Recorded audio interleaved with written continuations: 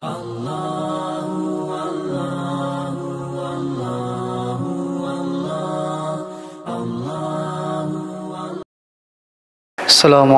warahmatullahi wabarakatuh. Alhamdulillahi rabbil alamin.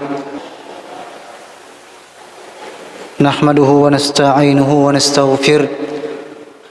Wa na'udzu billahi min shururi anfusina wa sayyiati a'malina. May yahdihillahu fala mudilla lahu wa may yudlil fala hadiya lahu. أشهد أن لا إله إلا الله وحده لا شريك له وأشهد أن محمدا عبده ورسوله اللهم صل وسلم على نبينا محمد وعلى آله وصحبه أجمعين أما بعد سبحانك لا علم لنا إلا ما علمتنا إنك أنت العليم الحكيم Rabbi shrah li sadri wa yassir li amri wa hlul 'uqdatam min lisani yafqahu qawli. Ikhwani hadirin wal hadirat rahimakumullahu jami'an. Alhamdulillah, kita bersyukur kepada Allah.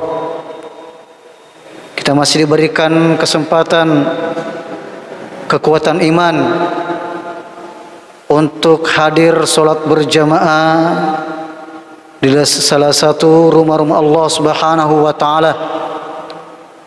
Diberikan kekuatan iman untuk bersabar duduk di majelis ilmu walaupun kita dalam keadaan lelah mungkin dari kesibukan duniawi kita, namun Allah tetap memberikan kekuatan tersebut kepada kita semuanya, mengharapkan ridha Allah Subhanahu wa taala, berharap agar Allah Subhanahu wa taala memudahkan kita memasuki surganya. Salawat dan salam tak lupa kita kirimkan kepada baginda Rasulullah sallallahu alaihi wasallam, qudwatuna wa habibuna wa sayyiduna. Kita berharap kepada Allah Subhanahu wa taala agar kelak kita dikumpulkan bersama beliau sallallahu alaihi wasallam di surganya Allah. Hadirin wal hadirat rahimakumullahu jami'an. Di antara faedah mendatangi majelis ilmu adalah liqaul ikhwan, bertemu dengan saudara kita seiman. Walaupun mungkin kita tidak fokus, tapi sekedar bertemu dengan saudara-saudara kita beriman, maka itu menunjukkan kecintaan kita kepada Allah Subhanahu wa taala. Kita mengharapkan cintanya Allah Subhanahu wa taala. Berkata Ibnul Munkadir rahimahullahu taala, ma baqiya min ladzatid dunya illa salas. Tidak tersisa dari kelezatan dunia ini kecuali 3. Qiyamul lail, salat malam. Wa liqaul ikhwan, bertemu dengan saudara kita. Wa salatul jamaah, dan salat berjamaah. Ikhwas sekalian, kehadiran kita ke tempat yang mubarakah ini, kita meniatkan salah satunya selain menuntut ilmu adalah bertemu dengan saudara kita fillah.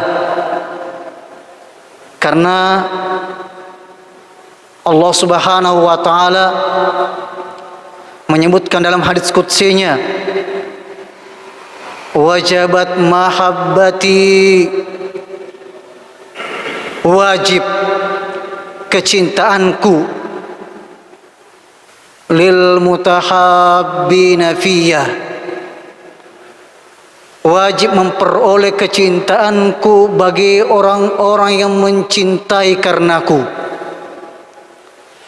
wal mutajalisina fiyah, yang duduk-duduk bersama saudaranya karenaku, wal mutazawirina fiyya, Wajib kecintaanku bagi orang yang saling menziarahi karenaku. Wal mutabadzilina fiyya, yang saling memberi karenaku. Dan Allah Subhanahu wa taala menyebutkan dalam hadis qudsi ketika Allah Subhanahu wa taala hanya memberikan naungan kepada beberapa golongan yang tidak ada naungan lagi kecuali naungan Allah Subhanahu wa taala di saat manusia kepanasan, keringatan sesuai dengan dosa-dosanya. Maka di antara yang diberikan naungan oleh Allah Subhanahu wa taala, Allah Subhanahu wa taala berfirman, "Ainal mutahabbuna bijalali?" Manakah orang-orang yang saling mencintaiku, yang saling mencintai karenaku, yang saling mencintai karena Allah Subhanahu wa taala? Al-yawma udhilluhum Al-yawma udhilluhum fi dhilli. Maka pada hari ini aku berikan naungan pada naunganku, yawma la dhilla illa dhillu, di mana tidak ada naungan kecuali naunganku, kata Allah Subhanahu wa taala. Inilah di antara yang memotivasi kita ikhwas sekalian untuk saling bertemu karena Allah Subhanahu wa taala. Ketika hari kiamat, setelah orang-orang beriman menyeberangi sirat, telah diselamatkan dari lahapan api neraka, berhasil diseberangkan dari sirat dan berada di kantor sebelum memasuki surga Allah Subhanahu wa taala, orang-orang yang beriman akan mencari saudaranya. Rabbana, wahai Tuhan kami, itulah saudaraku, saya mencari saudaraku. Yasumuna ma'ana, berpuasa bersama kami. Wa yusallun, salat bersama kami. Wa yahujjun, dan berhaji bersama kami di dunia. Ya kawan sekalian, kita harus merasa kehilangan saudara kita. Di saat tidak bermajelis bersama kita di majelis ilmu, kita bersunuzon, mungkin ada hal yang lebih penting, tapi kita harus tetap mencari tahu kenapa bisa tidak bermajelis lagi bersama kita, tidak bersama-sama kita lagi dalam saling menguatkan, mendakwakan agama Allah Subhanahu wa taala. Kalaulah di akhirat kelak kita akan saling mencari jamaah sekalian, kenapa di dunia kita tidak saling mencari dari sekarang? Ajak kembali saudara-saudara kita yang pernah bersama kita. Mungkin Allah uji dia dengan sesuatu masalah, butuh bantuan kita, butuh semangat dari kita, butuh perhatian kita. Karena selama kita hidup di dunia ini jamaah sekalian, kita tidak aman dari ujian. Makanya penting tawasau bil haqqi wa tawasau bis sabr, saling menasihati agar tetap berada di atas kebenaran, agar tetap bersabar dalam menuntut ilmu, dalam beramal, agar kita dikumpulkan di bawah naungan Allah Subhanahu wa taala. Sebagaimana kita telah jelaskan tadi hadisnya, Allah sendiri mengatakan, "Ainal mutahabbuna bijalali?" Manakah orang-orang yang saling mencintai karenaku? Carilah saudara kita jemaah sekalian, ikhwah kisah bahagia, yang pernah duduk bersama kita dalam bermajelis ilmu, dalam berdakwah, dalam ketaatan kepada Allah Subhanahu wa taala. Carilah kita saling mencari, saling menguatkan, dan berharap agar Allah mengumpulkan kita di surganya bersama Rasulullah sallallahu alaihi wasallam. Jemaah sekalian, kehadiran kami pribadi ke tempat ini selain untuk mengunjungi orang tua, adalah tentunya karena liqaul ikhwan, bertemu dengan saudara-saudara beriman di tempat ini, di tempat saya besar di sini jemaah sekalian. Maka mari kita saling mengingatkan, saling menziarahi ketika ada masalah, saling mencari, karena bukan sendiri kita ingin masuk surga tentunya. Makanya Allah Subhanahu wa taala sebutkan di antara ciri penduduk surga ketika sebelum dimasukkan dalam surga, wa naza'na ma fi sudurihim min ghil, kami cabut rasa hasad di antara mereka. Jadi jangan sampai masalah urusan dunia membuat kita bercerai-berai, kita saling membelakangi, padahal dulu kita sama-sama berhijrah karena Allah Subhanahu wa taala. Maka niatkanlah semuanya, ikhwah sekalian. Bahkan orang yang dikumpulkan, yang saling mencintai karena Allah Subhanahu wa taala pada hari kiamat, akan dikumpulkan di satu tempat yang para anbiya pun, para nabi-nabi pun cemburu kepada mereka yang saling mencintai karena Allah Subhanahu wa taala.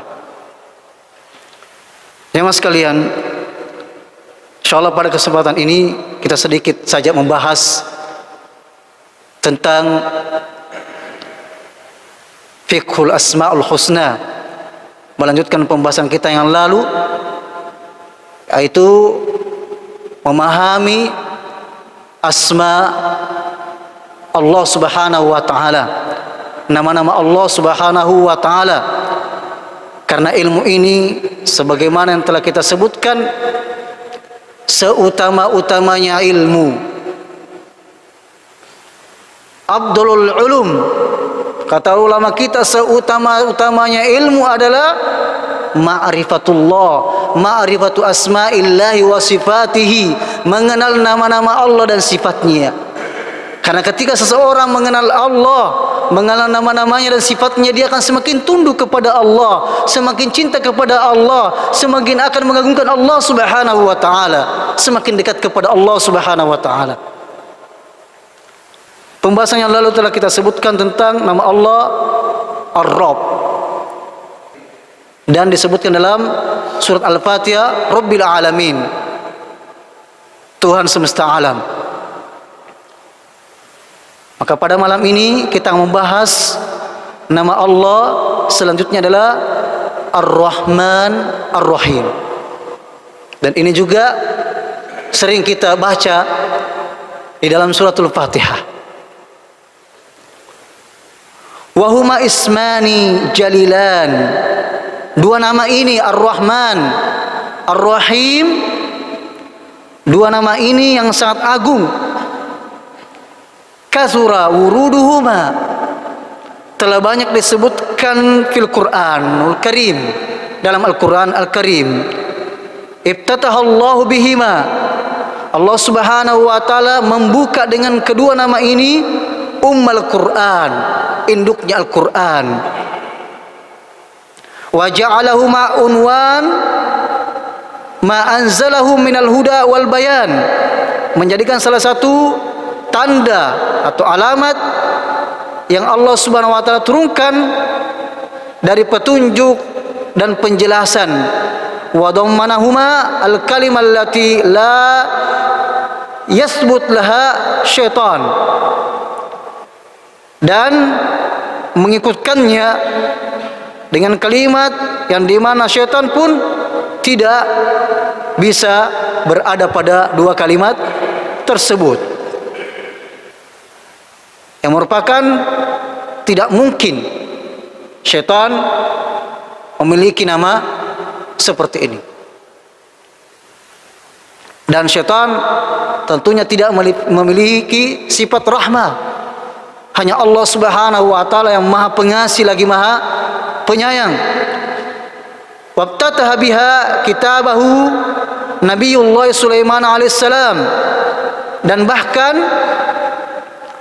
Nabi Sulaiman ketika mengirim surat kepada ratu, ya disebutkan Ratu Balqis dalam beberapa riwayat, Nabi Sulaiman mengirim surat tersebut dengan mendahului dengan nama Allah Subhanahu wa taala, bismillahirrahmanirrahim, dengan menyebut nama Allah Ar-Rahman Ar-Rahim.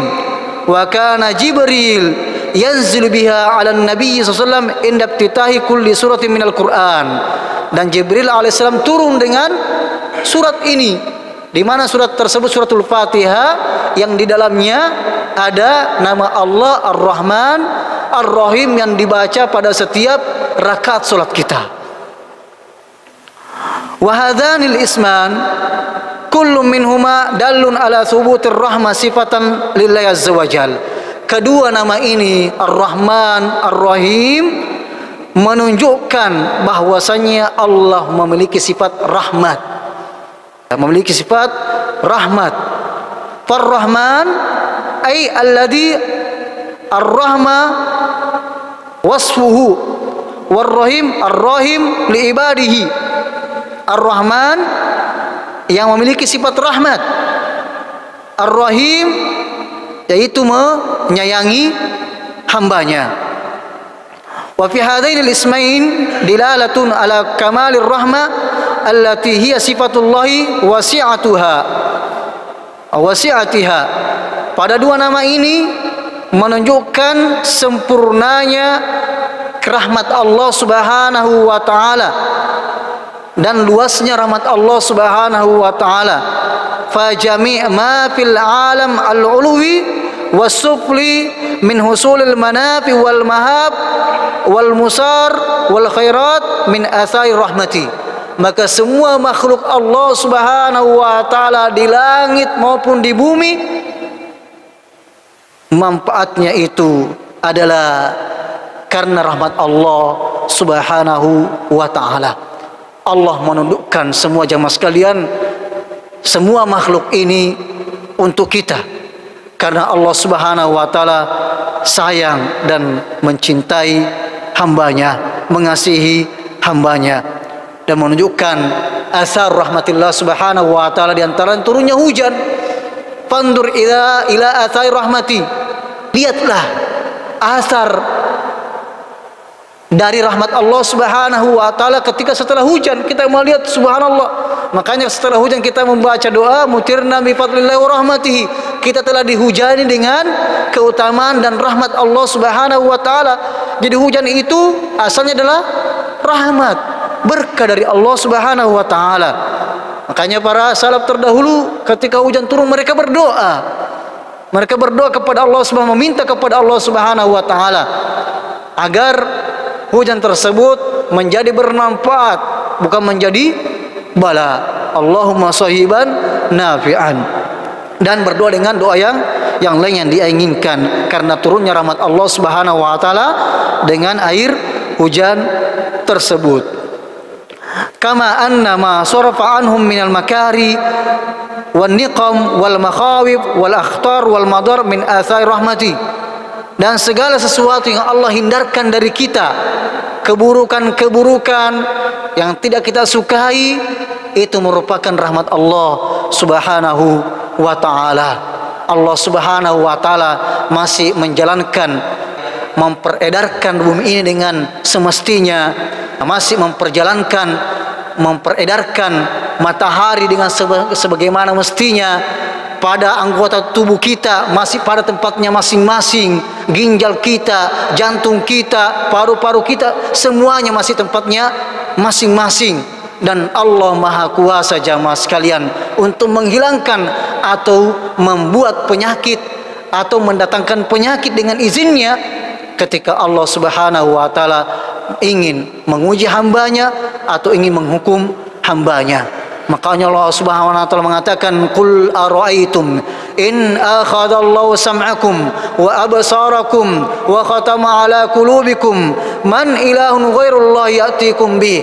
Katakanlah, bagaimana menurut kalian kalau Allah Subhanahu wa taala mencabut pendengaran kalian, mencabut penglihatan kalian, mengunci mati hati kalian, siapakah yang akan mendatangkan selain Allah Subhanahu wa ta'ala? Makanya kita sembah Allah Subhanahu wa ta'ala karena Allah lah yang satu-satunya maha menyayangi kita, maha mengasihi kita, walaupun kita jamaah sekalian terkadang bahkan banyak dosa, mempergunakan nikmat-nikmat Allah Subhanahu wa taala padahal Allah melarang kita. Namun Allah tetap memberikan kita oksigen gratis, masih membuat kita melihat, masih membuat kita mendengar, masih membuat kita berjalan, padahal seringkali kita mempergunakan hal tersebut pada hal-hal yang Allah larang. Orang-orang kafir masih tetap kufur kepada Allah, tapi Allah tetap masih memberikan mereka fasilitas-fasilitas dunia. Makanya di antara ulama kita mengatakan Ar-Rahman, Maha Pengasih ini yashmul, mencakup seluruh makhluk Allah Subhanahu wa taala, baik yang kafir apalagi yang muslim. Allah masih memberikan fasilitas tersebut dan semua akan ditanyakan, mempertanggungjawabkan dari apa yang dia nikmati. Tsumma latus'alunna yauma idzin 'anil na'im. Kemudian kalian akan ditanyakan, mempertanggungjawabkan semua nikmat-nikmat yang kalian nikmati. Jamaah sekalian berbahagia, di saat kita membaca Ar-Rahman Ar-Rahim, Bismillahirrahmanirrahim atau Ar-Rahmanir Rahim, hendaknya kita mentadaburi, hendaknya kita menghayati jamaah sekalian, bahwasanya begitu sayangnya Allah Subhanahu wa taala sama kita, begitu kasihnya Allah Subhanahu wa taala sama kita. Allah Subhanahu wa taala tidak menampakkan aib kita. Allah Subhanahu wa taala menyembunyikan dosa-dosa kita. Setiap kita membaca Ar-Rahman Ar-Rahim, kita ingat begitu banyak dosa-dosa kita telah disembunyikan oleh Allah, tidak ditampakkan oleh Allah Subhanahu wa taala, dan Allah kuasa untuk menampakkan semua itu. Kalau mungkin manusia jamaah sekalian sedikit-sedikit ada yang bisa dipiralkan, memperburuk citra kita, memperburuk sum'ah kita, memperburuk nama kita, dipiralkan sedikit-sedikit. Ada perbuatan yang tidak baik dia viralkan, padahal dia juga punya dosa, punya aib. Allah Maha Kuasa jamaah sekalian. Allah menutupi aib-aib kita. Lalu kenapa kita sering sibuk dengan aib saudara kita? Kita semua punya dosa. Allah Maha Kuasa untuk membongkar aib-aib kita. Sekali lagi jamaah sekalian, setiap kita membaca nama Allah Ar-Rahman Ar-Rahim, ingat dosa-dosa kita.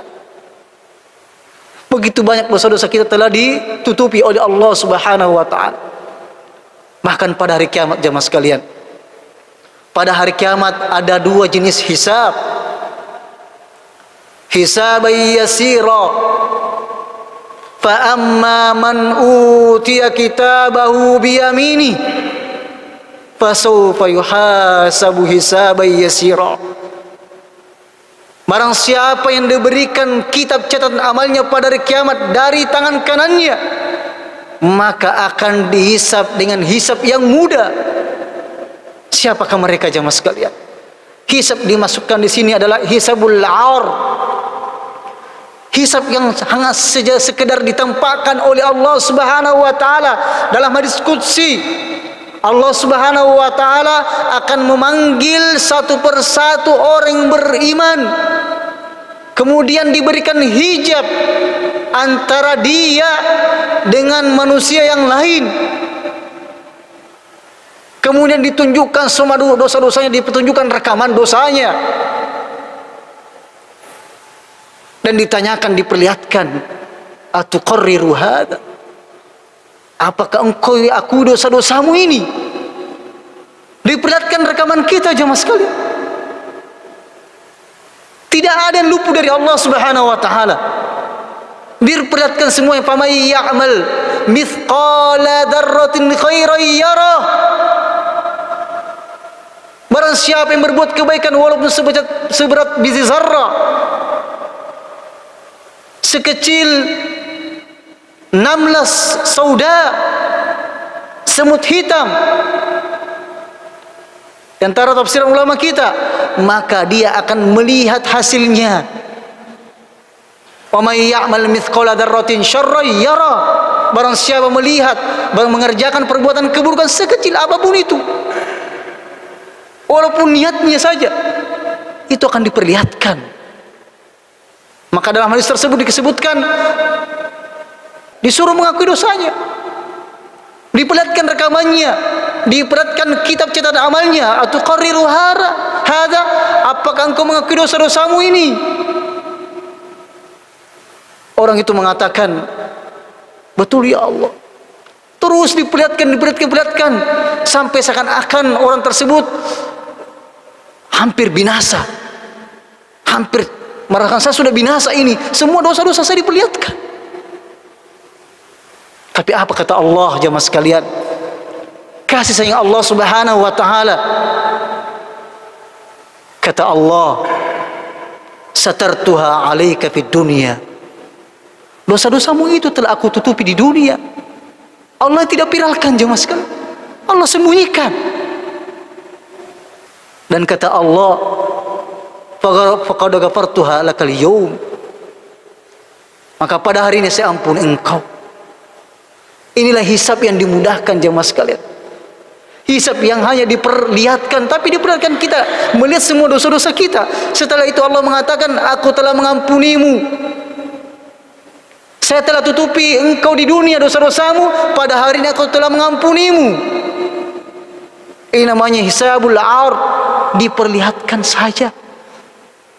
Dan ini kita harapkan jemaah sekalian, hisab yasira.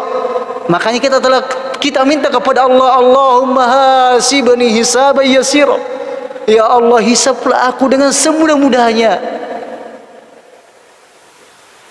Ya, adapun hisab yang kedua adalah hisabul munaqasyah. Di sidang memang ditanya satu-satu. Menukis udzib, siapa yang disidang dengan sedetail-detailnya akan dihukum, disiksa. Baru pertanyaan sudah tersiksa dan akan dihukum. A'udzubillahi min dzalik.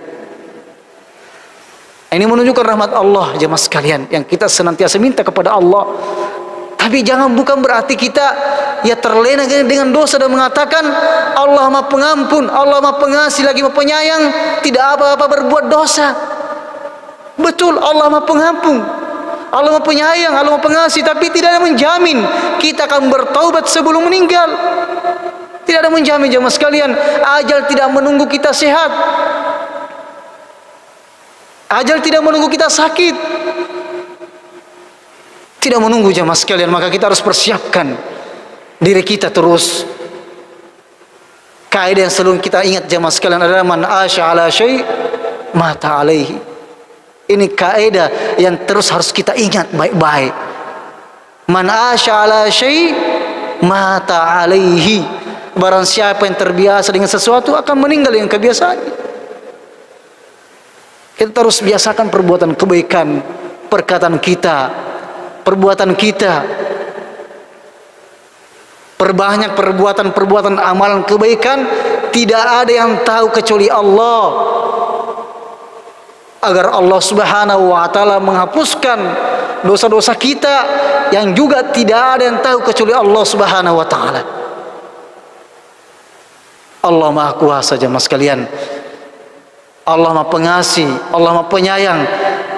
Maka kita membaca Ar-Rahman, Ar-Rahim, jangan dilewatkan saja, kita tadabburi, kita hayati.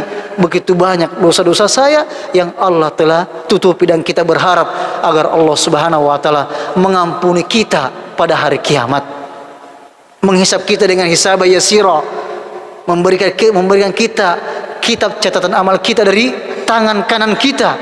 Fa amma man utiya kitabahu bi yamini fa sawfa yuhasabu hisaban yasira. Barang siapa yang diberikan kitab catatan amalnya dengan tangan kanannya, maka akan dihisab dengan hisab yang mudah. Karena ada namanya jemaah sekalian tatayur suhub. Kitab-kitab itu akan berterbangan pada hari kiamat, akan mencari siapa pemiliknya. Orang-orang kafir akan diberikan kitab catatan amalnya dari sebelah kirinya, dari arah belakang, sebagai bentuk penghinaan. Na'udzubillahi min dzalik. Adapun orang yang beriman mengatakan, ha umqra'u kitabiyah. Dia sudah tidak sabar ini kitab saya. Saya sudah tidak sabar untuk membaca hasil ujian saya. Saya sudah tidak sabar untuk membaca rapor saya. Kalau di dunia ada namanya rapor, ujian, kemudian ada rapor. Di akhirat juga demikian jamaah sekalian. Ujian dunia ini ada rapornya di akhirat. Kitab kita akan terima. Orang beriman sudah tidak sabar mau melihat rapornya. Bahkan mengatakan, ha umuqra'u kitabiyah, lihatlah rapor saya ini. Dia bangga-banggakan pada hari kiamat. Adapun orang-orang yang jauh dari Allah Subhanahu wa taala, dia mengatakan, ya laitaha kanatil qadiyah, sungguh celakalah aku. Dia tidak mau melihatnya. Dia tidak mau mengambil rapornya itu. Walam adri ma hisabiyah, saya tidak mau tahu hasil itu. Saya mengharapkan tidak ada namanya hisab, tidak ada namanya hasil rapor.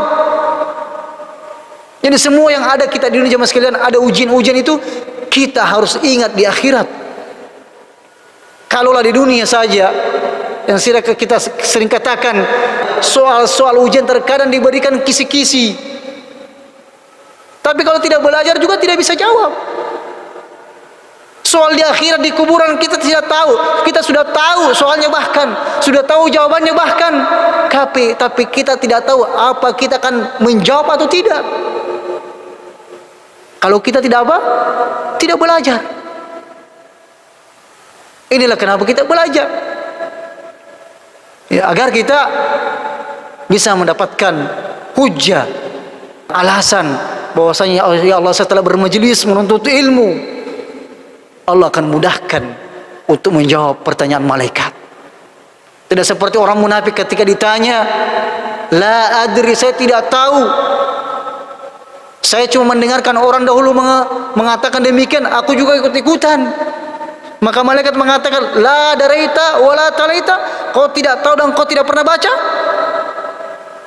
Maka malaikat pun memukulnya dengan palu besi sampai dia teriak. Semua makhluk mendengarkannya kecuali tsaqalain, kecuali jin dan manusia.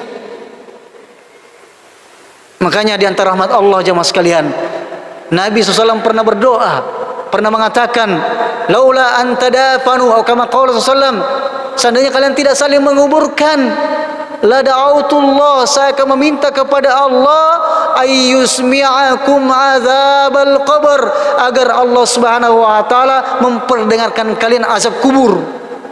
Coba kalau kita dengar azab kubur jemaah sekalian, tidak ada yang mau pergi menguburkan jenazah. Allah Akbar. Tapi jemaah sekalian, kita harus ingat ketika kita mendengarkan dan membaca alhaakumut takatsur hatta zurtumul maqabir. Maqabir kuburan. Makanya jemaah sekalian, ketika kita sudah mulai agak putur, hati kita sudah mulai melemah, baca Al-Quran, baca ayat-ayat tentang neraka, tentang azab, tentang surga, tentang hari kiamat. Bahkan di antara salafus soleh, orang-orang ulama terdahulu jemaah sekalian, buat kuburan, dia gali kuburan di belakang rumahnya. Memang setiap dia terlena dengan kehidupan dunia ini, dia masuk ke dalam itu, ke liang lahat, mengingat bagaimana kalau seandainya saya di sini ketika gelap. Kita ingat kisah Abdullah bin Mubarak jemaah sekalian rahimahullah, seorang tabi'in, ketika bermajelis menyampaikan ilmu, tiba-tiba obornya, penerangnya mati. Gelap tentunya. Tidak sama sekarang kita, masya Allah, penerang di mana-mana. Dahulu para ulama kita itu kesempatan kalau bulan purnama, membaca di bawah bulan purnama, terang. Tidak perlu obor, tidak perlu penerang. Kesempatan mereka belajar sungguh-sungguh ketika bulan purnama. Sekarang masya Allah penerang di mana-mana jamaah sekalian. Ya, Abdullah bin Mubarak rahimahullah pada saat itu, ya, ada orang di antara muridnya pergi keluar untuk mencari penerang karena sudah gelap. Kembali muridnya tersebut membawa penerang, terteranglah kembali majelis tersebut. Ternyata didapatkan Abdullah bin Mubarak, Abdullah bin Mubarak telah basah jenggotnya dengan air mata. Mengingat apa jam segini? Mengingat kematian, mengingat gelapnya kuburan. Begitulah seorang muslim jamaah sekalian. Aktsiru min dzikri hadimil ladzat. Perbanyaklah mengingat pemutus segala kelezatan. Karena kita akan berada semua di sana jamaah sekalian. Wa inna insyaallah bikum lahikun, sebagaimana doa yang telah diajarkan kepada kita. Menziarah kubur, setelah memberi salam kepada penghuni kubur, maka kita mengatakan wa inna insyaallah, dan kami sesungguhnya insyaallah akan menyusul kalian. Yang menjadi pertanyaan, apa bekal kita jamaah sekalian? Maka jangan kita remehkan kebaikan sekecil apapun, walaupun sekadar menghubungi saudara kita yang sudah mungkin lama tidak bersama kita. Hubungi kembali jamaah sekalian, bermajelis agar kita saling memberikan syafaat pada hari kiamat, agar kita dikumpulkan oleh Allah Subhanahu wa taala dalam naungannya, di mana tidak ada naung lagi kecuali Allah Subhanahu wa taala. Semoga Allah Subhanahu wa taala mengumpulkan kita di dalam naungannya pada hari kiamat, yauma la dhilla illa dhilluh, ainal mutahabbuna bijalali, dan Allah memanggil kita semuanya, manakah orang-orang yang saling mencintai karenaku ketika mereka di dunia, aku akan menaunginya pada hari ini, di mana tidak ada naungan lagi kecuali naunganku, kata Allah Subhanahu wa taala. Barakallahu fikum. Dan kita saling mendoakan jamaah sekalian, semoga Allah mengistiqomahkan kita semuanya dan diwafatkan dalam keadaan husnul khatimah. Tawaffana muslimin walhiqna bis solihin. Subhanakallahumma bihamdik asyhadu an la ilaha illa anta astaghfiruka wa atubu ilaik. Wa sallallahu ala nabiyyina Muhammad walhamdulillahi rabbil alamin. Assalamualaikum warahmatullahi wabarakatuh.